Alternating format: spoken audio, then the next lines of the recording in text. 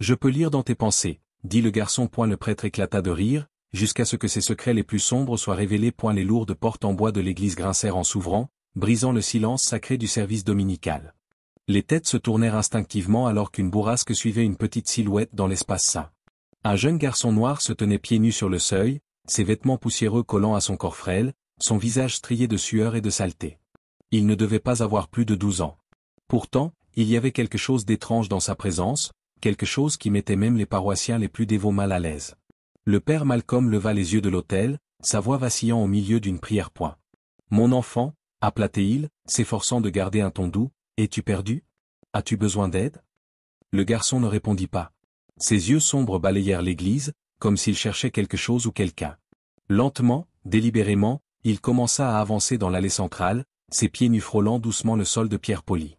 La congrégation l'observait en silence, leur murmure à peine audible. Lorsqu'il s'arrêta devant le père Malcolm, le prêtre afficha un sourire chaleureux, bien qu'une lueur d'inquiétude traversât son visage.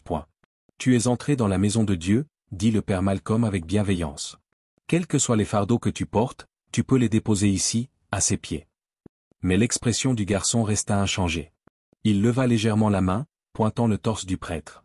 Toi, dit-il doucement, sa voix plate mais tranchante comme une lame. Tu caches quelque chose. Un éclat de rire parcourut l'église. Cacher quelque chose, répéta le père Malcolm avec un petit rire, bien que ses doigts se crispèrent légèrement sur le bord du pupitre. Et que pourrais-je bien cacher, mon fils? Seul le Seigneur connaît le cœur des hommes, dit le garçon en s'approchant. Je peux lire dans tes pensées, murmura-t-il. L'église devint silencieuse. Un homme au fond ricana de scepticisme, tandis qu'une femme âgée marmonnait une prière à voix basse. Le sourire du père Malcolm vacilla.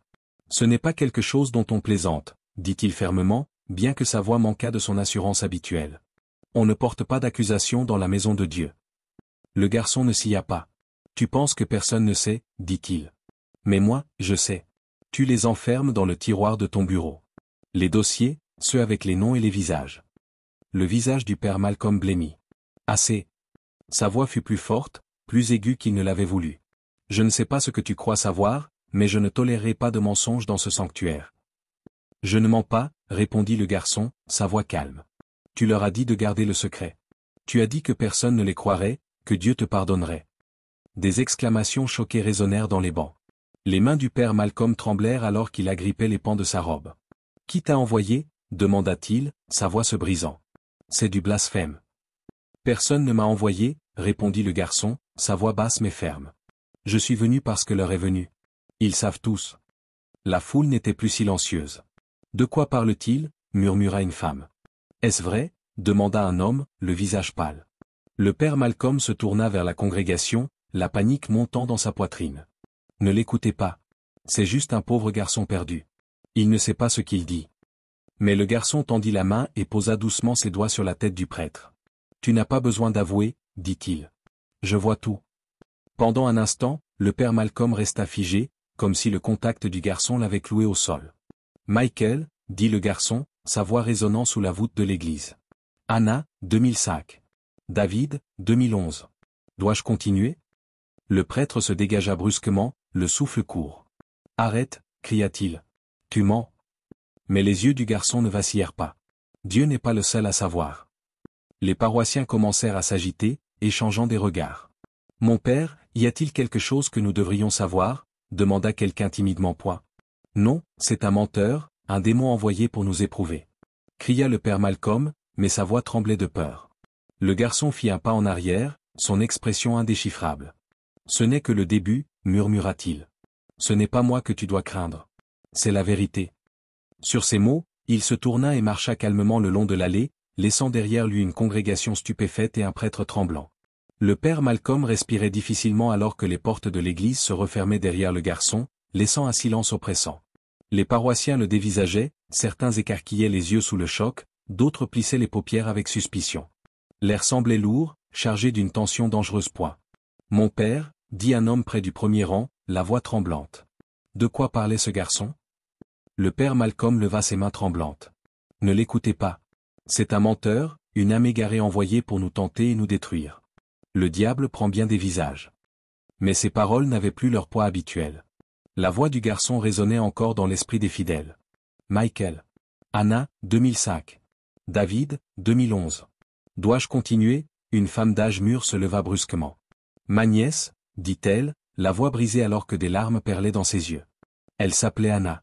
Elle avait 12 ans quand elle a cessé de venir à l'église. Une fois, elle nous a dit, elle a dit que c'était vous, Père Malcolm. Le visage du prêtre devint livide. Silence, aboya-t-il. Ne portez pas de faux témoignages dans ce lieu saint. Mais les sanglots de la femme s'amplifièrent. Elle nous a dit que vous l'aviez touchée, que vous aviez dit que c'était son péché, et que si elle parlait, Dieu maudirait sa famille. Des exclamations jaillirent des bancs. Mensonge, rugit le père Malcolm. Cette fille était perturbée. Elle imaginait des choses. Vous me connaissez tous. J'ai servi cette paroisse fidèlement pendant 30 ans. Mais une autre voix coupa à travers le tumulte grandissant. Michael, dit un homme âgé d'une voix rauque. Il se leva lentement, s'appuyant sur le dossier du banc pour se soutenir. Mon frère. Il était votre enfant de cœur. Un jour, il est rentré en pleurant. Il a dit que vous aviez fermé la porte de la sacristie. Arrêtez. Cria le père Malcolm, mais sa voix se brisa. Vous ne comprenez pas. J'essayais de les guider vers la pureté. Vous les avez brisés. Cracha l'homme. Vous les avez tous brisés. Les murmures devinrent plus forts, plus coléreux. Mon père, est-ce vrai? Répondez-nous. Avez-vous fait du mal à ces enfants? Le père Malcolm recula en titubant, sa robe s'accrochant aux marches de l'autel, son visage déformé par le désespoir. Ils le voulaient, hurla-t-il soudain. Ils sont venus à moi pour du réconfort. Je leur ai donné l'amour de Dieu. L'église devint silencieuse comme la mort. Puis, le bruit de pas résonna. Le garçon était de retour. Il se tenait calmement à l'entrée, ses yeux sombres fixés sur le prêtre. La congrégation s'écarta comme une mère alors qu'il avançait d'un pas assuré point. Tu leur as dit que Dieu pardonnerait, dit le garçon doucement. Mais tu n'as pas demandé son pardon. Tu as exigé leur silence. Sors d'ici. Rugit le père Malcolm, pointant un doigt tremblant. Tu n'es pas de Dieu. Tu es un démon. Le garçon l'ignora et s'approcha.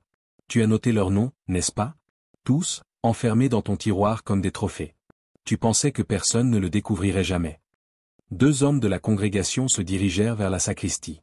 Vérifiez le bureau, grogna l'un d'eux. Le père Malcolm bondit en avant. Non, n'y allez pas. C'est privé. C'est sacré. Mais il était trop tard. Quelques minutes plus tard, ils revinrent avec un épais dossier, des photos, des noms, des notes. Alors que les pages tombaient au sol, l'église sombra dans le chaos.